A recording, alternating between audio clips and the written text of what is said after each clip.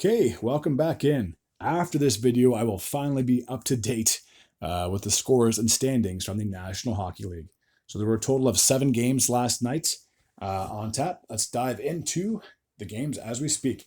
So starting in Ottawa, as they were played host to the Edmonton Oilers, they were wrapping up their road trip, if I'm not mistaken. They lost their first one in Toronto and their second one in Ottawa or in Montreal. So they were definitely hoping to get at least 2 points against the Sens. In the first period, Evan Bouchard did like a McDavid-esque thing where he deked out a couple of players and then he scored. It was an amazing goal to watch, getting his 5th goal of the year from Draisaitl and Podzinklin, putting the Oilers up on top 1-0. Tim Stützle would tie the game up with 4 minutes and 20 seconds to go. For Stützle, that'd be his 8th goal of the year from Batherson and Jensen. Connor McDavid would put the Oilers up 2-1 with 3 minutes and 45 seconds to go, getting his 8th goal of the season from Podzinklin and Evan Bouchard. The Oilers would have a power play late in the first, and McDavid would strike, getting his 2nd goal of the game, his 9th of the year from Bouchard and Draisaitl. So the Oilers had a 3-1 lead heading into the second period. In the second period, Leon Draisaitl would increase the lead to 4-1, getting his 14th of the year from McDavid and Henrique, 4:39 of the second period. Ryan Nugent-Hopkins would increase the lead to 5-1, getting his 2nd goal of the season from Ryan and Brett Kulak, 11:50 of the third period.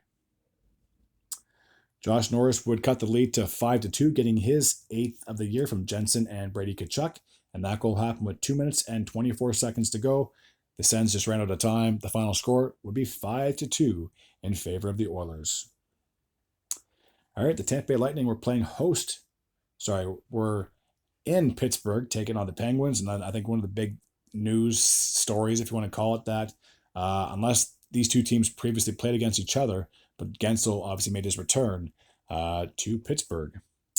Jesse Puljujarvi would kick things off for the Penguins in the first period, getting his 3rd goal of the year from Pettersson and Poulin, 12:05 of the first period. In the second period, Rickard Rakell would get his 7th goal of the year, a power play goal from Crosby and Grzelcyk, 13:05 of the second frame. Braden Point would get the Tampa Bay Lightning their 1st goal of the game, 5:41 of the third period, getting his 9th goal of the season from McDonough and Radish. Cirelli would tie the game up 12:49 in the third from Hedman and Radish, getting his 5th goal of the season. We would need overtime to settle this one, and Braden Point would get the game-winning goal, his 2nd of the night, his 10th of the season from Moser and Geeky, 3:58 into the overtime frame. So Penguins blew a 2-0 lead and would end up losing in overtime. In the Central Division, we had the St. Louis Blues, and they are playing host to the Minnesota Wild. Ryan Hartman would kick things off in the first, getting his 4th goal of the year from Rossi and Faber, 12:24 of the opening period. In the second, Scott Perunovich would get his 2nd of the year from Kyrou and Bolduc, 4:48 of the middle frame. Kirill Kaprizov would cut the lead to 2-1, getting his 12th of the year from Middleton and Boldy, 6:07 of the third. Jake Neighbors would tie the game up at 2, getting his 6th goal of the year from Buchnevich and Rob Thomas, 10:37 of the third, a power play goal to note. Jonan Brodin would score roughly just over 3 minutes after Neighbors scored, putting the Wild back up on top, getting his 2nd of the year from Spurgeon and Johansson. And then late in the third, with the goalie pulled, Kirill Kaprizov would get the empty net goal. I believe that was his 2nd goal of the game, his 13th of the season, unassisted, with 1:23 left in the games. The Wild would win this 4-2. The Winnipeg Jets played host to the Florida Panthers. Now, these teams did like a back-and-back, if I'm not mistaken, because I'm pretty sure Florida hosted the Jets. I'm almost 100% certain on that. They had to have. Maybe it wasn't a home-and-home, but I know Florida did play host to the Jets not that long ago, and now obviously the Jets played host to the Panthers. And then this first period, Kyle Connor would get his 12th of the season, unassisted, 14:13 of the first. Mark Scheifele would give the Jets a 2-0 lead, getting his 10th goal of the year from Velarde and Josh Morrissey, and that goal happened with 2 minutes and 20 seconds to go.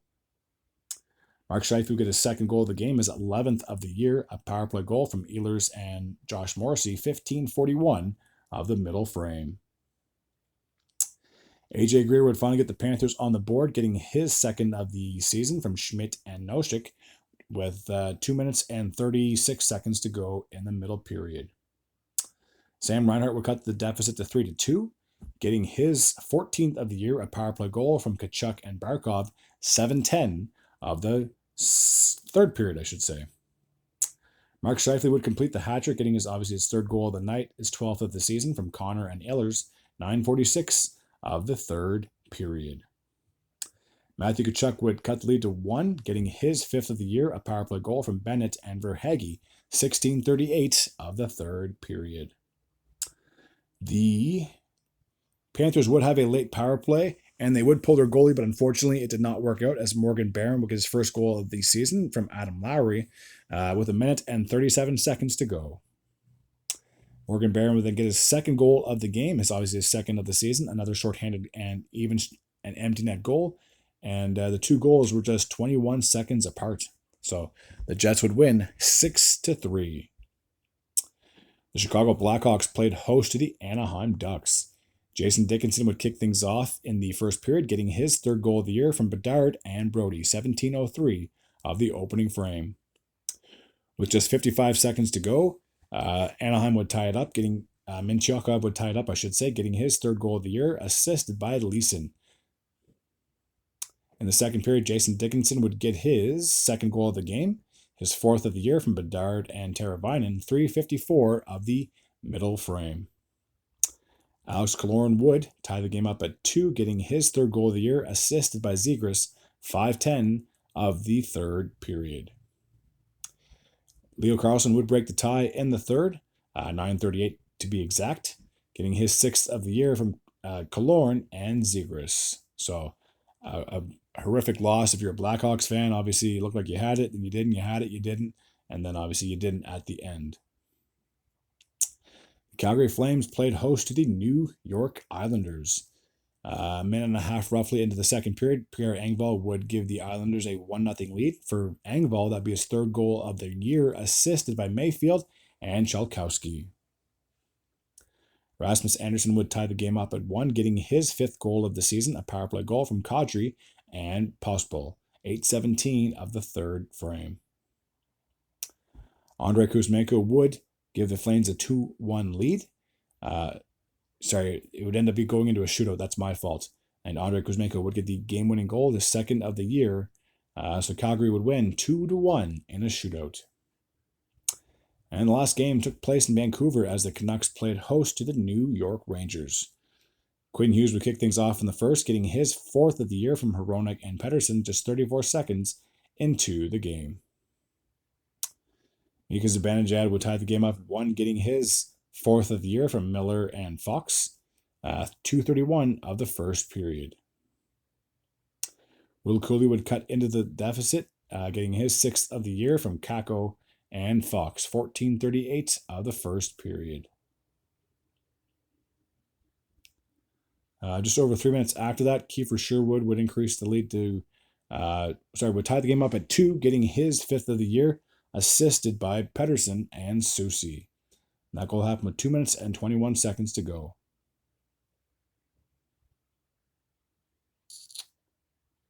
Just scrolling through names, don't mind me.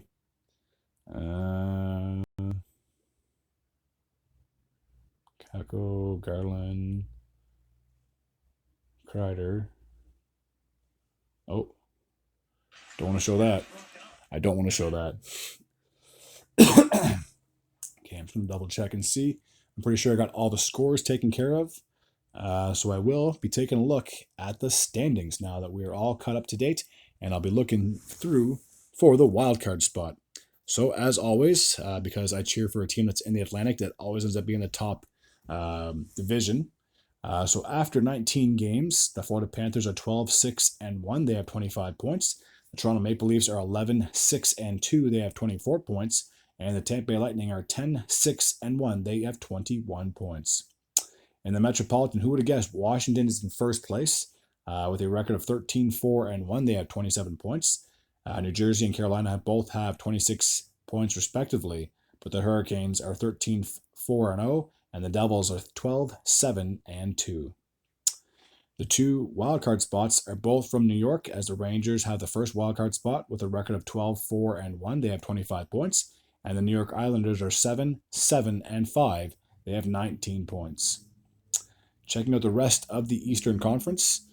Big surprise here. Boston's on the outside looking in with a record of 8-9-3. They have 19 points. The Philadelphia Flyers are 8-9-2. They also have 18 points. The Pittsburgh Penguins are 7-10-4. They have 18 points. The Ottawa Senators are 8-9-1. They have 17 points. The Buffalo Sabres also have 17 points and the exact same record. And the Blue Jackets and Red Wings had the exact same record as well, 7-9-2 for the Blue Jackets, and the same thing for the Detroit Red Wings. So both these teams are sitting at 16 points. Montreal also has 16 points with a record of 7-10-2. And that's going to take care of the Eastern Conference side of things. Off to the Western Conference, where we have the Central Division. Winnipeg Jets, they are leading that division with a 16-3-0 record. They have 32 points. The Minnesota Wild are 12-3-3. They have 27 points. And the Dallas Stars are 11-6-0. They have 22 points.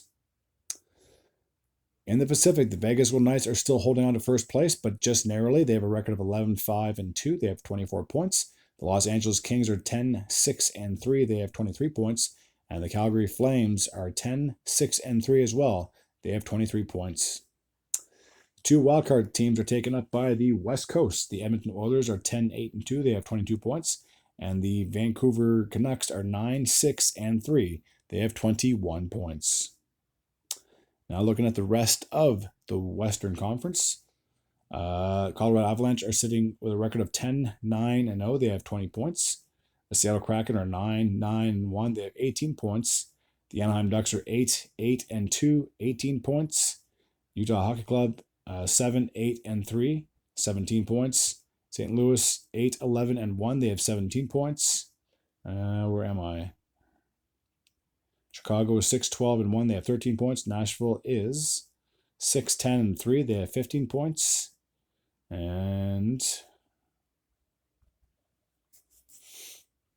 that's pretty much it, I think. Oh, did I exit that really?